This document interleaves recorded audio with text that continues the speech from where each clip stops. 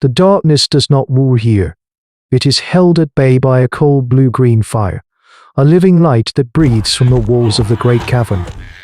This is the home of the Longarms clan, a small band of Australopithecus, and their god is the glow flesh, the vast, ancient fungus that is their sun, their moon, and their larder. It carpets the stone in a sprawling, pulsating network of luminous filaments and mushrooms the size of huts. The air hums with its presence. The low, resonant thrum that is the heartbeat of their world. This constant, miraculous bioluminescence is the bedrock of their survival, allowing them to live deep within the earth, safe from the hunting grounds of the great predators that stalk the surface world.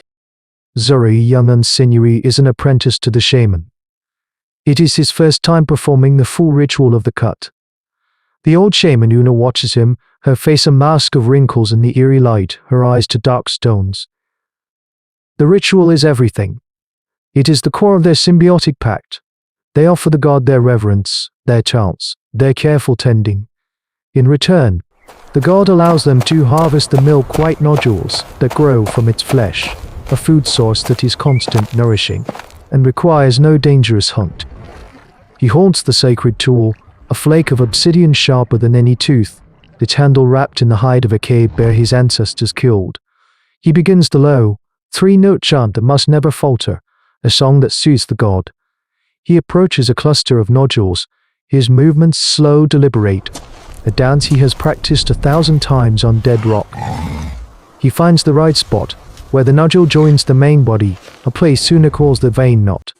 The chant must be perfect, a shallow wound that God will barely feel, a tithe freely given. But Zuri is young. As he raises the obsidian, he is overcome by the sheer, overwhelming beauty of his god. A particularly bright pulse of light washes over him, and for a single, fatal heartbeat, his chant falters. He loses the rhythm. His hand, meant to be precise, cuts too deep. The hum in the cavern stops. The silence that rushes in is a physical blow, a vacuum of sound that is more terrifying than any roar. The light in the cavern shifts, the gentle blue-green flickering undeepening into a sickly, angry violet. From the wound Zuri has made, there is no seepage of fluid. Instead, a small puff of glittering dust, like powdered mica, erupts into the air. Zuri stumbles back, his eyes wide. The dust drifts, catching the violet light, beautiful and strange. It settles on his skin, and he breathes it in. The world dissolves. The stones at his feet seem to crawl, and the shadows in the far corners of the cavern grow teeth. He looks at the first time. He does not see a passive, giving god. He sees a web of silent hunger, a single, vast, unblinking eye that has opened and is staring directly at him.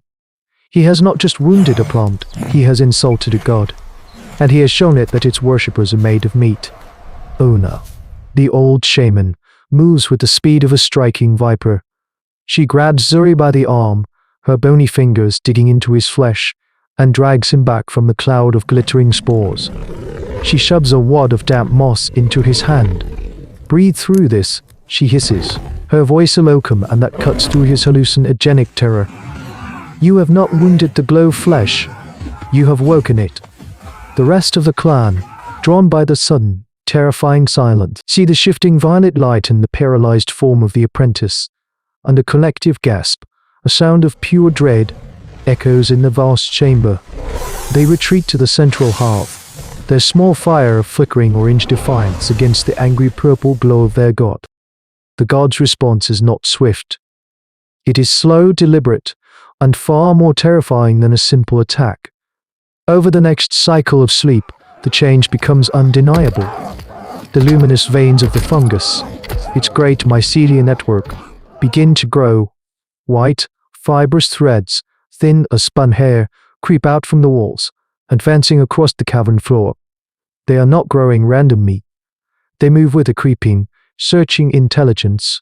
They avoid the heat of the fire, but they flow into the other tunnels that led from the main chamber, the tunnel to the freshwater spring, the passage to the sleeping caves, the tunnel where they keep their meager tools. One by one, the fungus is sealing their exits, not with a wall of stone, but with a living, growing web. An older child, chasing a cave cricket, strays too close to the advancing web. A single thread, thicker than the others, whips out and wraps around his ankle. He does not scream in pain, but in a strange, confused terror. The thread does not cut. It clings, fibrous and strong, pulling him gently but inexorably toward the wall.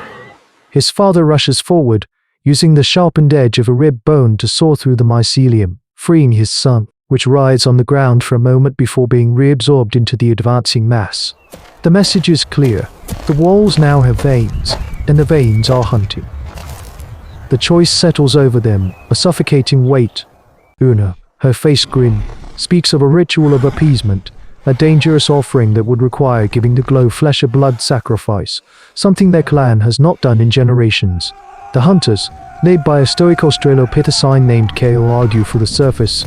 He stands at the mouth of the cave, a sliver of daylight visible high above. It is a swift death up there, he grunts, his gaze fixed on the light. Not this slow strangling. A young scout is sent to the entrance to check the path. He returns moments later, his face the color of ash. He makes a single gesture with his hand, clawing it to mimic the great, curved teeth of the Dinofelus, the saber-toothed cat, whose territory they border. He saw it. They are trapped between two different kinds of hunger, the swift, bloody death of the world above, and the slow, creeping, alien hunger of the god below. While the clan argues, their voices echoing in the gloom, Jerry sits alone, the memory of the spore dust still haunting the edges of his vision. He watches the mycelial threads advance, and in their slow, deliberate movement, he sees not just anger but a purpose, a terrible, gnawing, and familiar purpose. He sees hunger. No, Zuri says, his voice cutting through the clan's panicked debate. He stands up, the last of the spore vision's phantoms finally banished by a cold, stark clarity. He looks at Una, whose hand rests on the obsidian knife, ready for the blood ritual. It is not angry. It is sick. It is starving. The clan stares at him, this boy who brought the curse upon them. Kale, the hunter, scoffs. Starving, it is eating the cave. But Zuri remembers the story Una told him, a tale from the time of the ancestors, of a great dimming when the glow flesh turned a pale, sickly grey and almost died, until a wise woman fed it a stone of rust-colored salt. Zuri points a trembling finger at the violet light. It is not the color of anger, he insists, his voice gaining strength. It is the color of a deep bruise, of a wrongness. The spores were not an attack, they were a cry of pain. He turns and looks down a dark, forbidden tunnel, a passage the clan has not entered for generations, a place they call the Dead Veins, where the fungus withers under true dark rules. The story says she found the stone in the dark places. He is making a leap of logic that is new to his kind, a connection between myth and observable reality that is the first spark of the mind of Homo habilis. He is not just reciting a story, he is using it as a diagnostic tool. He doesn't wait for permission. He grabs a burning torch from the fire, a brand of precious dwindling wood, and plunges into the dead veins. The tunnel is tight, claustrophobic. The air is cold and stale.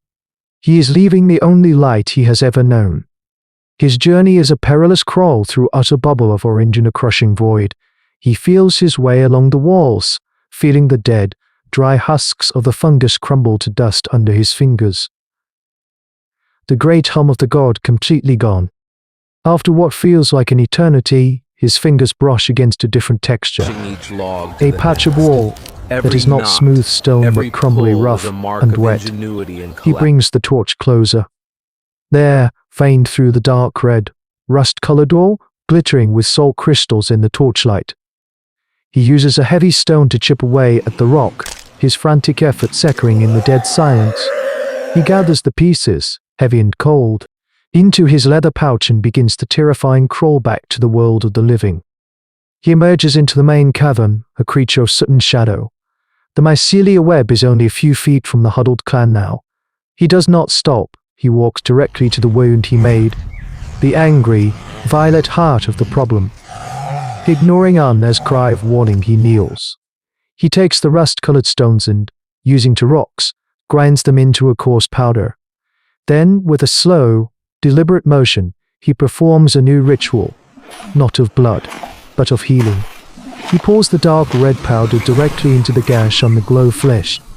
For a moment, there is nothing. Then, a violent pulse of violet light throws him back.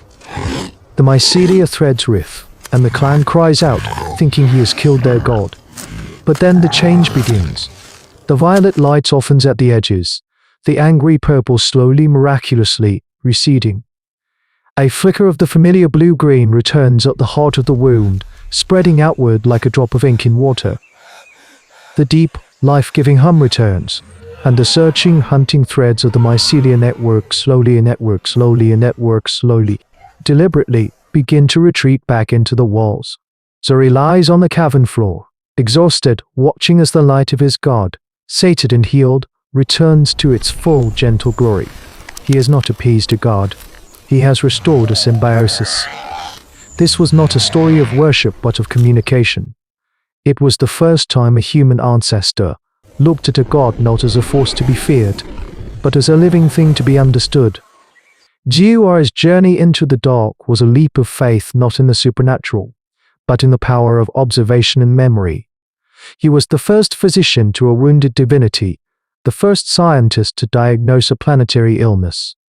This is the secret history of our intelligence. It was born in the moments we chose empathy over fear, diagnosis over sacrifice. The Long Arms clan survived because they learned the most profound lesson the prehistoric world could teach, that the most powerful entities are not there to be conquered or worshipped, but to be lived with. Our relationship with the vast, terrifying, and life-giving systems of our world was never meant to be one of mastery, but of a delicate, ever-negotiated symbiosis. We are not its keepers, and we are not its keepers, and we are not its children. We are simply the part of it that learned to feed it when it was sick. The greatest gods do not ask for blood, they ask for understanding.